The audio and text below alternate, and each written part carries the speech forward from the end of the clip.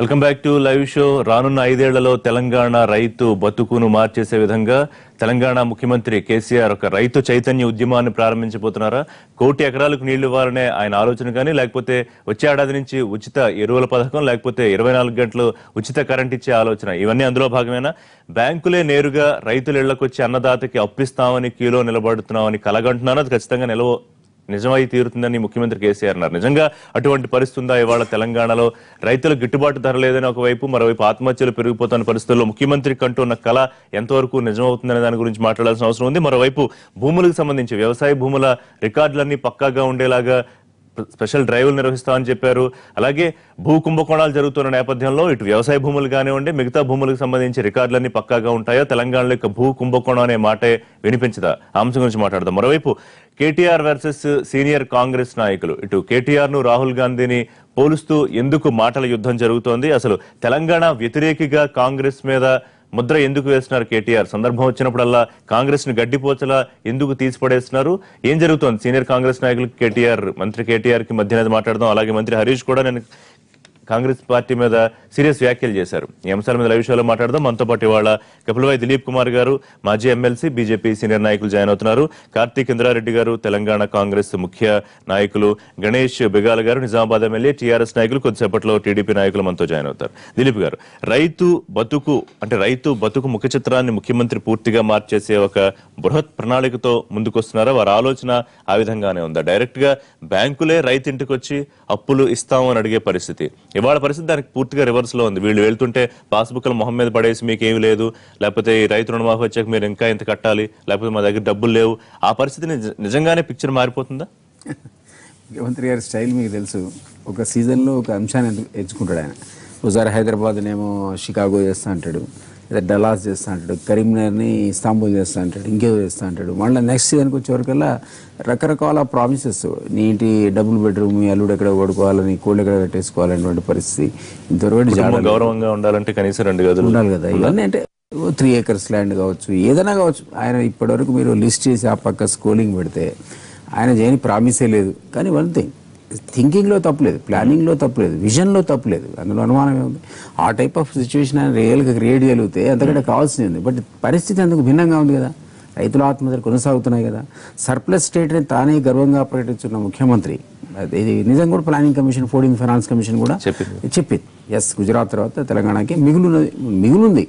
ఈ రోజు మీ ప్లానింగ్లో మిగులుంది. ఇది సరిపోతుంది కాదు ప్రజా అవసరాలకు. ఈ రోజు నా పరిస్థితిలో మీకు వచ్చేదానికంటే మీరు పోయేది తక్కువ ఉంది.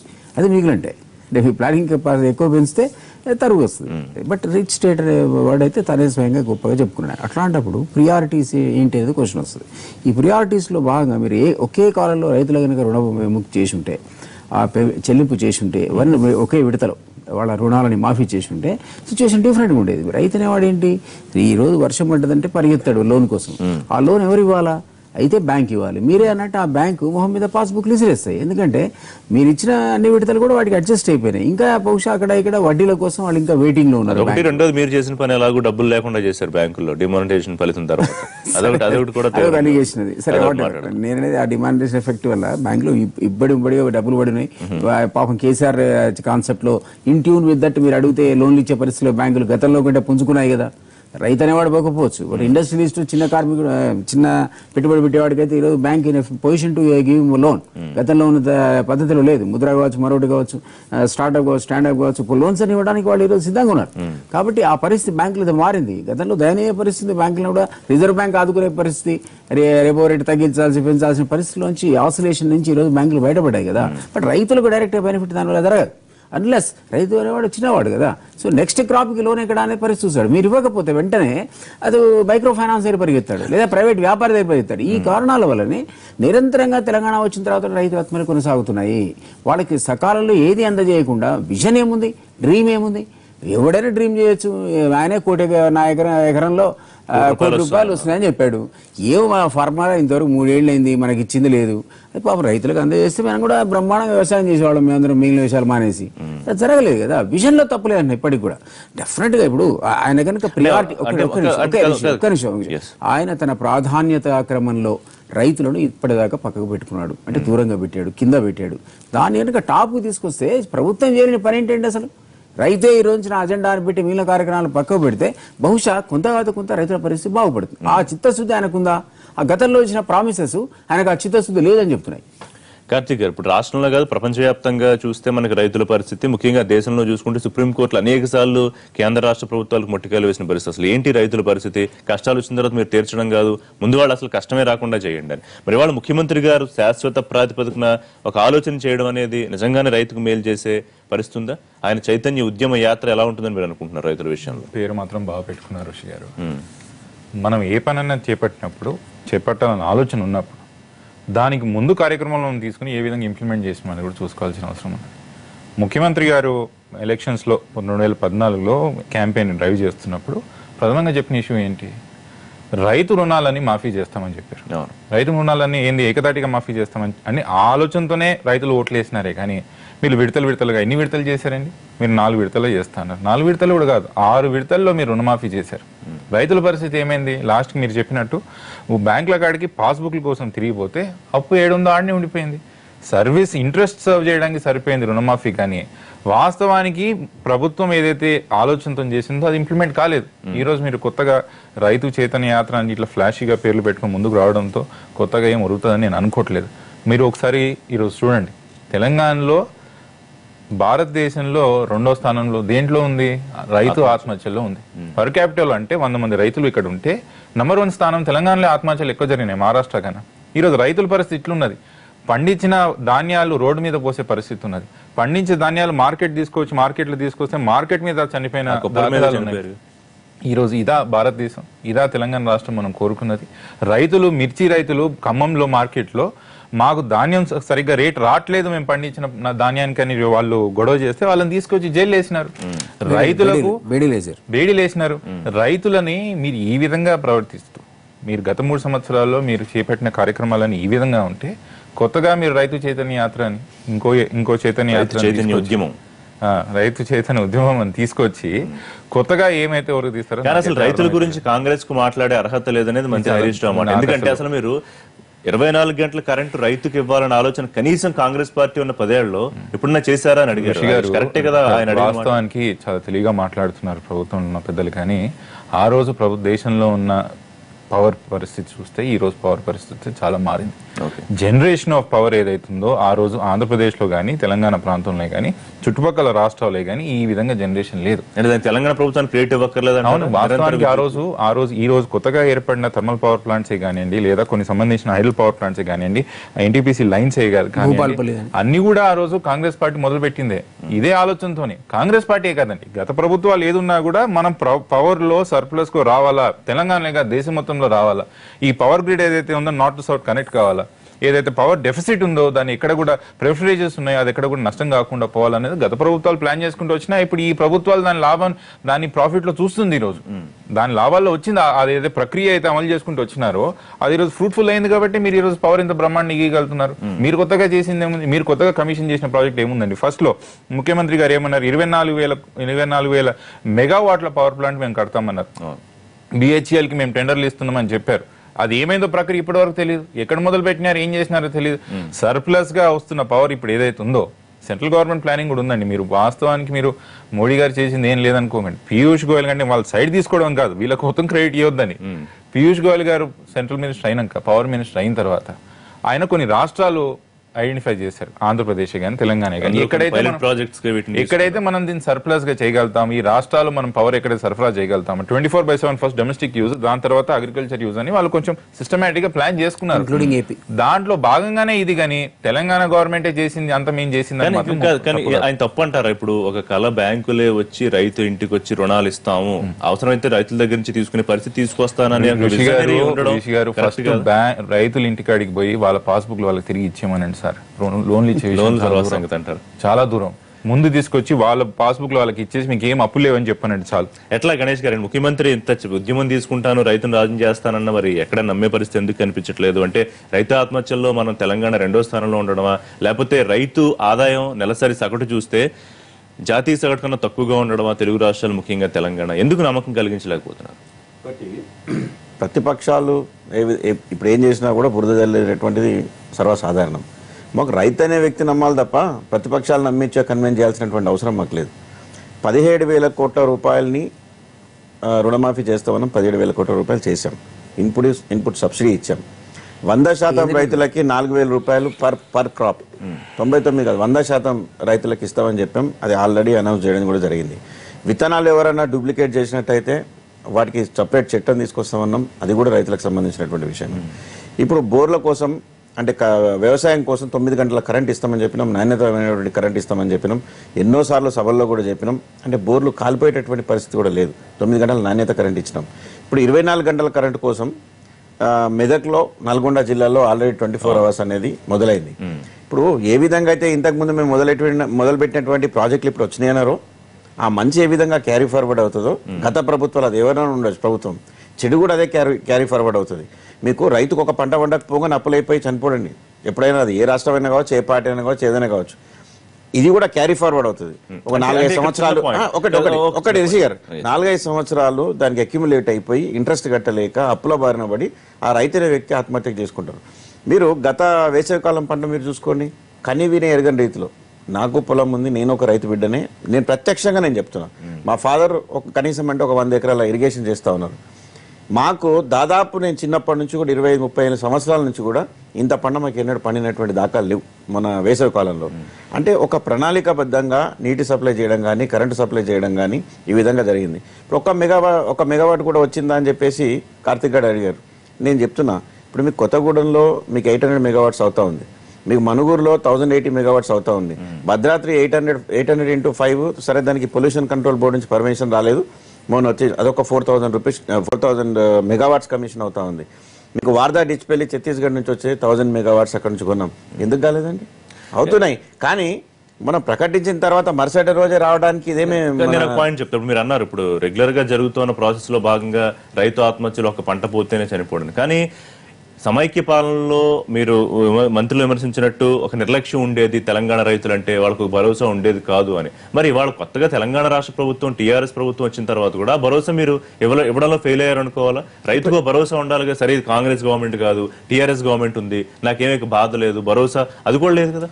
ఇప్పుడు ఎందుకు ఇస్తున్నాం ఈ 4,000 రూపాయలు అనేది పర్ క్రాప్? ఖచ్చితంగా ఇస్తామని చెప్పాం. ఎందుకు ఇవన్నీ దీంట్లో రైతును ఆదుకునే దాంట్లో భాగంగానే కదా. ఇప్పుడు మీకు కరెంట్ 24 గంటలు ఇవ్వడం కానీ, మీకు ఈ విత్తనాలని డూప్లికేట్ విత్తనాలు తీసేయడం కానీ, ఈ 4,000 రూపాయలు ఇవ్వడం కానీ, ఇప్పుడు బ్యాంకులకు తీసుకొచ్చి ఖచ్చితంగా మీరు ఇవ్వాలి అని చెప్పేసి మీకు బ్యాంకుల మీద మేము ఒత్తిడి తీసుకురావడం కానీ, వాళ్ళని కన్విన్స్ చేయడం కానీ. ఎందుకంటే రైతే రాజు అని నమ్మినాం. అంటే ఒకటి ఏంటంటే దీంట్లో ఓవర్ 24 అవర్స్ లో ఏది జరగదు. మీరు ప్రతి ఒక్క శాఖ 3.5 ఏళ్ళు అయిపోయిన తర్వాత కూడా ఏదో చూపించాలి ఖచ్చితంగా. 3.5 ఏళ్ళు కాదు. ఇప్పుడు ప్రభుత్వం అధికారంలోకి రాగానే రుణమాఫీ అనేది మొదలు పెట్టినాం. కానీ సడన్ గా ఇప్పుడు వచ్చేసి ఏదో 3 సంవత్సరాలు అయిపోయింది, ఏదో ఒకటి చేయాలనే ఆలోచనతో కాదు రిషి గారు. 9 గంటల కరెంట్ ఇవ్వడం అనేది కూడా అది ఎప్పుడో జరిగింది. మీకు ఇన్పుట్ సబ్సిడీ అనేది కూడా మేము అధికారంలో వచ్చిన మొదటి సంవత్సరం మేము చేసినాం. అంటే ఇప్పుడేదో ఎలక్షన్స్ అంటో ఇంకోటి అనడానికి కూడా లేదు. మేము ఎందుకంటే అప్పటి నుంచి చేసుకుంటూ వస్తున్నాం. ఒక్కొక్కటి మేము చేసుకుంటూ వస్తున్నాం. ఇప్పుడు సడన్ గా మేము అధికారంలోకి రాగానే 24 గంటలు మేము కరెంట్ ఇస్తామంటే ఇచ్చే పరిస్థితులు లేవు. ఎవ్రీబడి నోస్ ఆడ లేదు. ఇప్పుడు కెపాసిటీ పెరిగింది, అందుకే 24 గంటలు కరెంట్ ఇస్తామని చెప్పేసి అంటున్నాం. సో గిట్టుబాటు ధర విషయంలో కూడా కేంద్రము రాష్ట్రము గత సందర్భంలో మనం చూసాం, దోబూచులు ఆడుకున్నారు, నువ్వు దోష అంటే నువ్వు దోషుకుంటున్న పరిస్థితి. ఇప్పుడు ఎవరు చేయాలని కదా, రైతు అల్టిమేట్ గా దానికి వస్తుందా లేదా అని ఆలోచిస్తాడు. రాజ్యసభ కూడా ఈ విషయం మీద అద్దలు మీరు చూసారు, మాయావతి ఏకంగా దాని మీద మాట్లాడే అవకాశం లేదు, రాజీనామా వరకు వెళ్లారు. కానీ నాకు అర్థం కాని విషయం ఏంటంటే, రైతు రుణాల విషయంలో బ్యాంకులు ఎంత గగ్గోలు పెడతాయి, ప్రభుత్వాలు ఎంత వెనక ముందులాడతాయి. కానీ అంబానీ అదానీల రుణాలు పునర్వ్యవస్థీకరణలు లేకపోతే వాటిని మాఫీ చేసే విషయంలో మాత్రం ఒక్క పాయింట్ నేను చెప్పే ముందు మీరు అడిగి, ఖమ్మంలో బేడీలు వేశారన్న రైతుల గురించి. ఖమ్మంలో ఇప్పుడు పక్కనే ఉన్నటువంటి గుంటూరు కూడా చాలా పెద్ద మార్కెట్ అండి. గుంటూరు కంటే కూడా ఖమ్మంలో మీకు రేట్ ఎక్కువ ఉంది. కొన్ని ఐటమ్స్ లైక్ స్పైసెస్ ఉన్నాయి మన ఇంటర్నేషనల్ మార్కెట్ లో.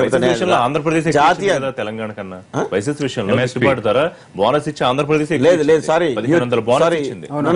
Subject for correction. మీకు మిర్చి మాత్రం గుంటూరు మార్కెట్ కంటే ఖమ్మం మార్కెట్ లో చేసుకోండి. ఒక మార్కెట్ కాదు, నేను రాష్ట్ర ప్రభుత్వాల విషయంలో 4,000 ధర ఉంటే దానికి 1,500 యాడ్ చేసి 5,500 ఆంధ్రప్రదేశ్ ఇచ్చింది. అదే సమయంలో ఇక్కడ 3,200కి బస్తా అమ్ముకున్న పరిస్థితి. సో దిలీప్ గారు ఎట్లా ఈ అత్యుత్సాహం రైతుల విషయంలో ఎందుకు ఉంటుంది? నేను ఒక 2-3 ఆస్పెక్ట్స్ అందరూ చెప్తాను. ఇన్పుట్ సబ్సిడీ అనేది కేంద్రం రిలీజ్ చేసి ఒక 2 years అయింది, 790 crores.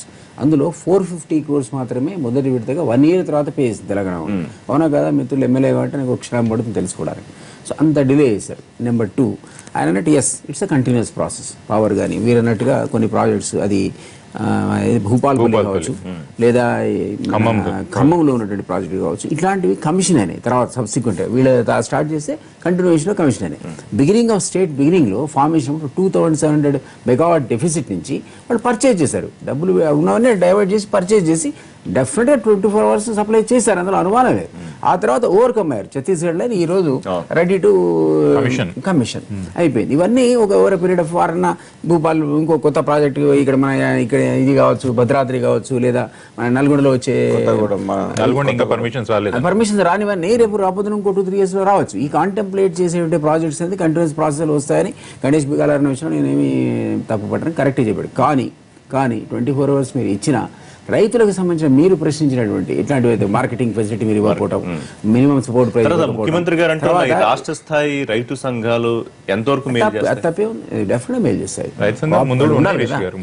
గతంలో ఒక ఉండేది కదా, అప్పుడు కూడా ఒక ప్రాజెక్ట్స్ ఇట్లా ఉన్నాయి, సంఘాలు గతంలో ఉన్నాయి, ఇప్పుడు కూడా ఉన్నాయి.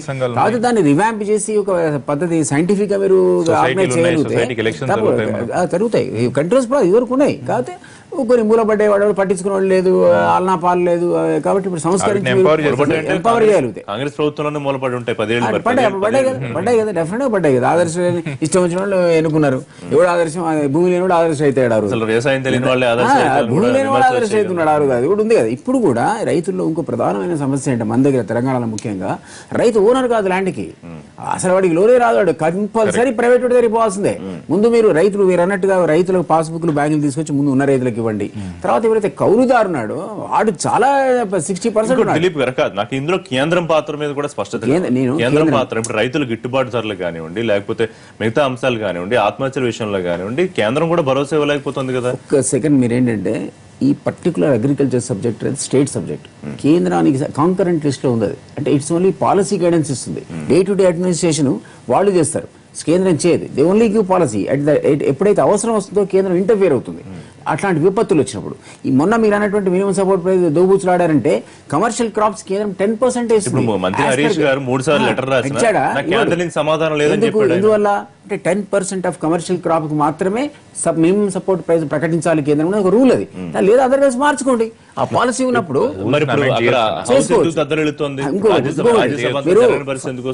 ఫసల్ బీమా యోజన కేంద్రం ప్రవేశపెట్టిందండి.